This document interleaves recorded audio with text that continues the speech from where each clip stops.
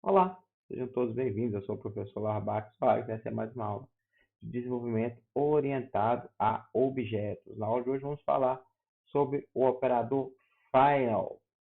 Bom, embora no nosso escopo, né, esse operador seja mais, nós estamos mais interessados nas ações dele sobre classes e métodos, vamos falar sobre ele de uma forma geral, ok? Então, de forma ampla, modificador de acesso você tem como finalidade tornar sua implementação mais adequada a um propósito específico, né? Isso vale para todos os modificadores.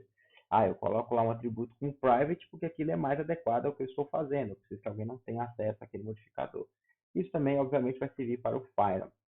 O modificador de acesso final, ele pode ser aplicado a atributos, que foge um pouquinho do nosso escopo essencial da matéria aqui, métodos ou classes. Mas a função dele vai variar de acordo com onde você está aplicando.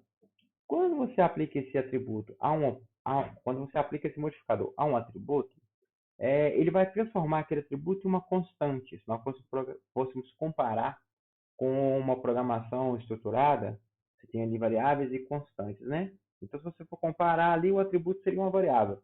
Se você usar o atributo final, você usar o modificador final antes desse atributo, você está dizendo que aquele atributo, em vez de se comportar como uma variável, vai se comportar como uma constante, ou seja, depois que você der um valor inicial para ele, você não vai poder mais modificar aquele valor, ok? Em POO, né, nós vamos poder, usando Java ali, nós vamos poder declarar o valor desse atributo. Na hora que você declarar o método, então você foi lá, o atributo, né, perdão, você foi lá e colocou public final int x igual a 13. Então você pode, na declaração do atributo, public final int x é o nome do atributo, né, igual, e o valor, você já pode dar o valor ali na declaração, ou você pode fazer essa atribuição de valor no método construtor, ok? Ou você vai fazer na declaração do atributo, ou você vai colocar no método construtor. Quando você estiver usando uma variável do tipo primitivo, byte, short, int, float, long, double, vai ser como se fosse uma constante, você não vai poder alterar o valor daquela variável, ok? Se por um acaso essa variável, esse atributo, for de um tipo composto, for de um objeto, do tipo definido pelo usuário, ou de uma classe do próprio Java, né? Se for uma classe, é um objeto que você está definindo ali, o que vai ser constante é a referência. Então, a partir do momento que você instanciou um objeto que é final, você tem um objeto final ali, você instanciou ele ali de um tipo qualquer, você não pode agora mudar a referência, mas os atributos, os membros da classe podem ser alterados. Então, imagine que agora, em vez de public final int x, eu tenho public final estudante x. E o estudante tem um atributo nome.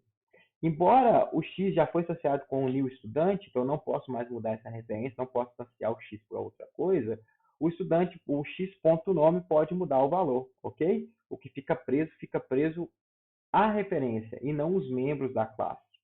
Tranquilo? Isso é o que acontece quando você usa o operador final a atributos. Beleza? Lembrando que em Java, se você declarar uma constante, se o seu objetivo é declarar realmente uma constante, a gente usa sempre static também. A gente declara usando o modificador static e final, ou final static, ok?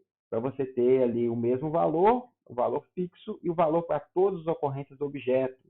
Ok? Quando você declarar algo como estático, esse algo não varia por objeto, fica sendo um só para toda a classe.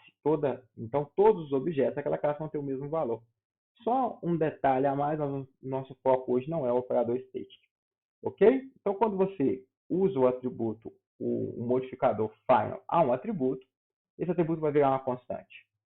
Se ele for um atributo primitivo, o valor está preso, é o conceito normal que você já tem de constante lá da programação estruturada. Se esse atributo for um objeto, a referência está presa, a referência é constante, mas os membros da classe, os membros do objeto vão poder ser alterados. Tranquilo? Bom, e se eu aplicar o operador final a um método? Quando você aplica o operador final a um método, temos que lembrar do conceito de herança. Quando você herda de uma classe, você herda os métodos, os atributos que aquela classe possui, que forem públicos ou protect, ok? Você vai herdar tudo que aquela classe possui. E os comportamentos desses métodos herdados, eles podem ser sobrescritos. Você pode alterar os comportamentos que você herdou, correto? Se você fez uma classe e aquele comportamento que você definiu ali no método, você precisa que aquele comportamento seja o mesmo para todas as subclasses. Você não quer que nenhuma subclasse consiga alterar aquele comportamento. Então, imagine que você fez uma classe de autenticação, tem ali o usuário, a senha, né, e tem a sua forma de fazer a autenticação. E você quer permitir que as pessoas criem extensões, que as pessoas derivem da sua classe de autenticação, ok? Certo? Você só tem lá, por exemplo, nome e senha. Mas você quer que a pessoa possa colocar os atributos, colocar outras informações que ele julga importante, etc. Mas você que não quer que ele mexa no seu método de autenticação. O seu método de autenticação já foi feito de acordo com o padrão de segurança que você existe para a aplicação, ou de acordo com alguma benfeitoria que você queria fazer. Benfeitoria ficou parecendo imóvel, né? Com alguma regra de negócio que você é obrigado a implementar, alguma padronização de segurança da sua empresa, certo? Então você precisa, não, a autenticação não pode mexer. Então eu vou declarar esse método, lá na assinatura do método eu vou colocar o operador final. Esse método não vai poder ser sobrescrito. Ele vai ser dado, normalmente, mas a versão dele vai permanecer inalterada em todas as subclasses. Ou seja, poder usar um polimorfismo em cima dessa classe. A execução desse método é exatamente idêntica em todas as subclasses. O comportamento desse método é inalterável. Esse método não pode ser sobrescrito. Ele pode ser dado, mas ele não pode ser alterado. Ok? E quando eu coloco o operador final a uma classe, segue o mesmo raciocínio que nós estamos tendo para o método. O que é a versão final de um atributo? É um valor do atributo que não pode ser alterado. O que é a versão final de um método? É a última versão do método, não vai poder ser alterado. O que é uma classe final? É uma classe que não pode ser especializada. Ela não pode ser derivada. Ou seja, você não pode criar uma subclasse dessa classe. Pessoal, por que eu uso isso? Diversas vezes ao longo do projeto, você começa a derivar demais.